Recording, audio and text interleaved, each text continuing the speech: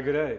I'm Pieter Jordaan from Seeff George, and today I have Izak Venter with me from Miltons Matsemela Oosthuizen. And we are going to discuss a topic that we frequently have questions about from the public and from the buyers and the sellers. And the question would be is why does a transaction take 3 months? Why is it taking so long? What is involved? What is the processes? And today I have Izak here. He's going to explain to us what the circumstances is, what the challenges is, and where is your money that you've paid over to attorney, and so on. So yeah, Izak, welcome, and let's have a little bit of a discussion about this topic. Thank you, Peter. I appreciate the opportunity. It's always nice being here with Seeff as well in these beautiful offices. Peter, it's quite a difficult task to explain to the public out there the processes. We study for many years to be able to do that, and it's actually the result of hundreds of years of deeds office practice. But I will try and demystify as far as possible. Obviously, purchasers think as soon as they pay, they want the property. It's unfortunately not that simple. We start the process as soon as we receive an instruction from the estate agency. They send the transfer to us, confirm that the seller has nominated us. But sometimes before, of course, we're also sometimes involved in the structuring of the deal, which we gladly assist with. Of course, the first thing we'll do is to contact the parties, confirm we've been appointed, and then the ball starts rolling. The problem is if the deed of sale contains suspensive conditions. Now, a suspensive condition is a provision in the deed of sale which says this agreement is subject to, usually, the purchaser obtaining a bond in order to finance the property, or the purchaser being able to sell their property because they're going to use the proceeds of that sale to pay for this property. So actually, our file can't run before those suspensive conditions are fulfilled. Once they are, we say 6 to 8 weeks for registration. I think one of the things with suspensive conditions, is we have to wait for those suspensive conditions to fulfill. And sometimes, the clients will ask, nothing, I don't hear anything, I don't see any movement, and so on. But the reality is that when we have to go and have a look at the OTP, have a look at the timeline, because we need to give a buyer time to fulfill the suspensive condition or any other suspensive condition there is.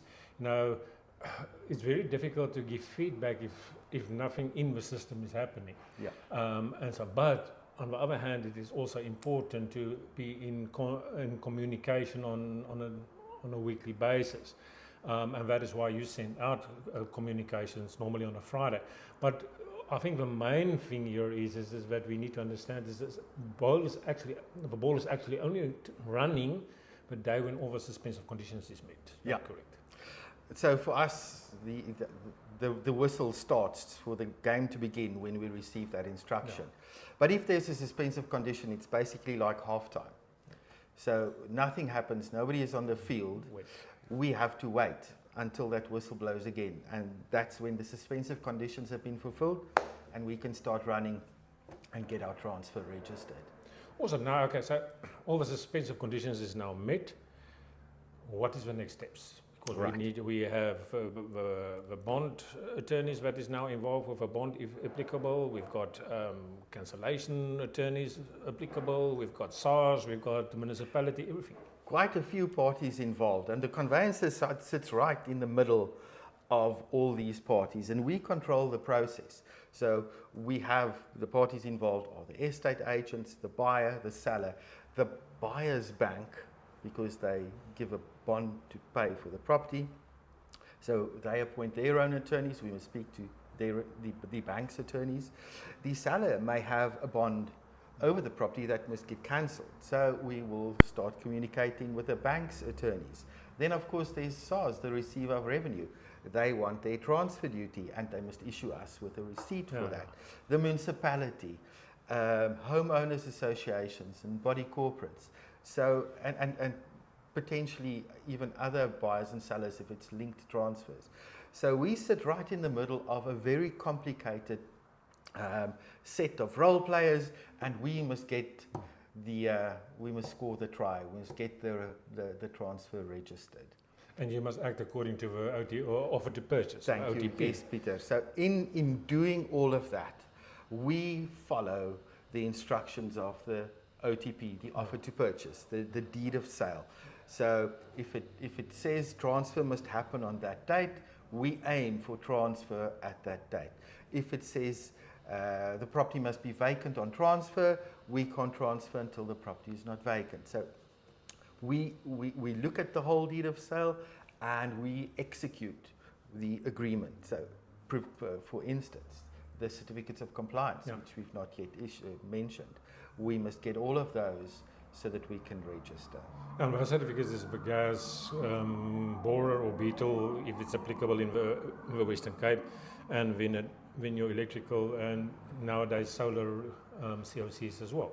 So yeah, so there's a lot of stuff that's going in that process. Correct. And then from there on, so now we've got a bond, we've got the purchasers has signed with the bond attorneys, the transfer attorney or the cancellation attorneys is now ready.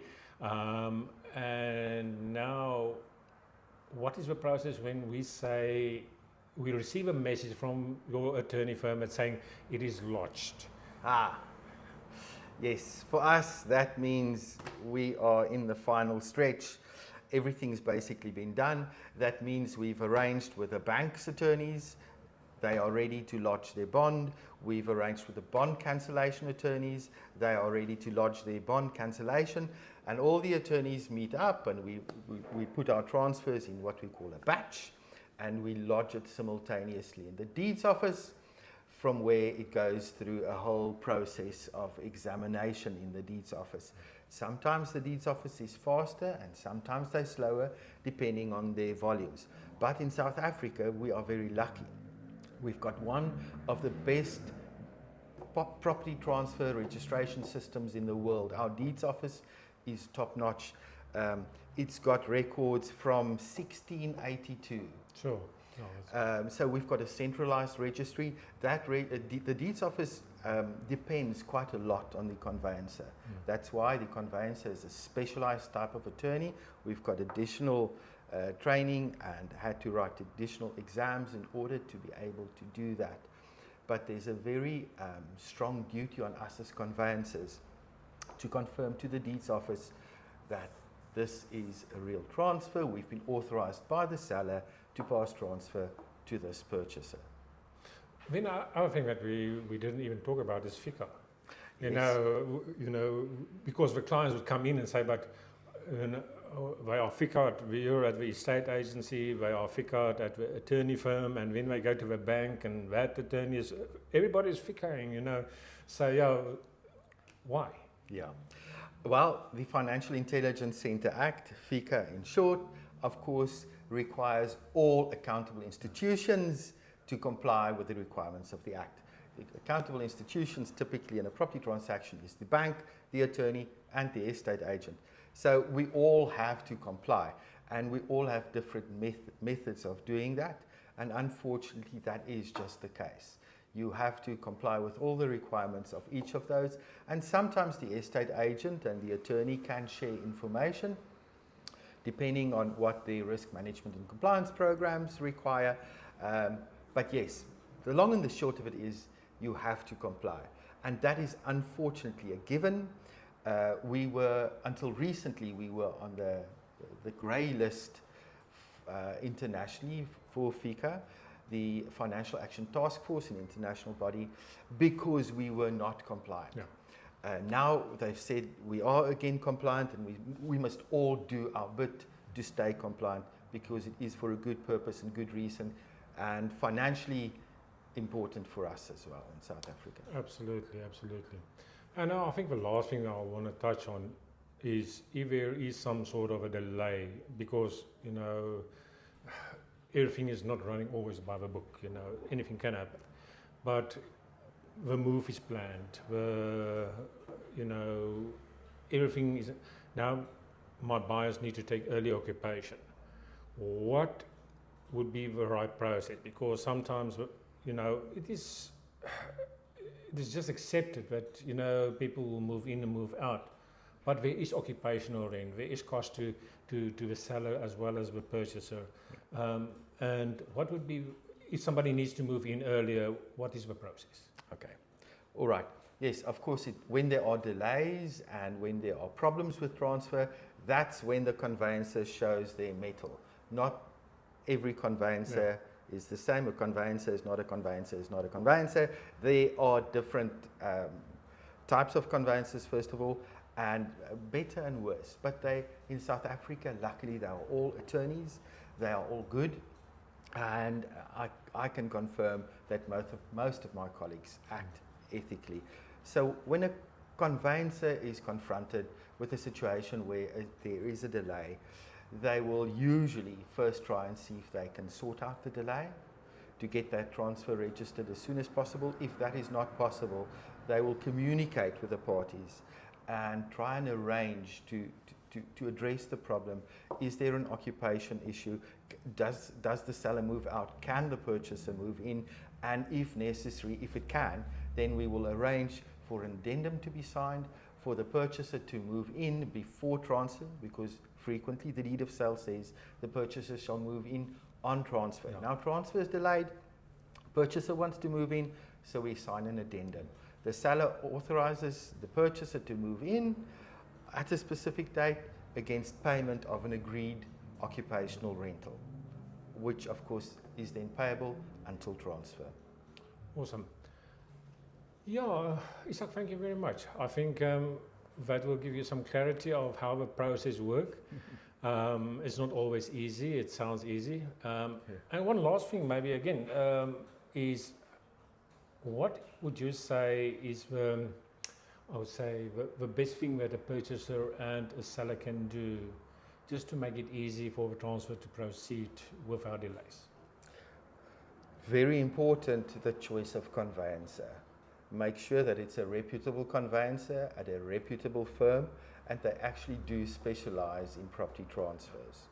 We frequently find that sellers appoint attorneys that don't specialize in property transfers, they specialize in divorces, and then frequently that file does end up at the bottom of the pile. So very important, your choice of conveyancer is an important one. Choose wisely.